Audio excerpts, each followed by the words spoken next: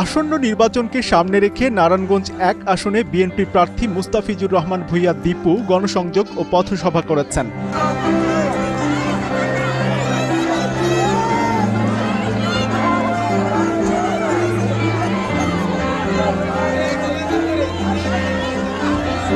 শুক্রবার ৬ জানুয়ারি নেতাকর্মীদের সঙ্গে নিয়ে গোলকান্দাইল ইউনিয়নের বিভিন্ন স্থানে গণসংযোগ ও পথসভা করেন তিনি। গণসংযোগকালে এলাকাবাসী দীপু ভূঁইয়াকে ফুল দিয়ে শুভেচ্ছা জানান।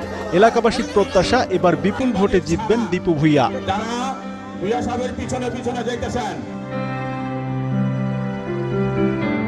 পথসভায় দীপু ভূঁইয়া বলেন, আমি যদি আপনাদের ভোটে বিজয়ী হই তাহলে সবাইকে সঙ্গে নিয়ে একটি স্বপ্নের রূপগঞ্জ গড়ে তুলব, যেখানে থাকবে না মাদক, চাঁদাবাজি ও সন্ত্রাসের কোনো স্থান।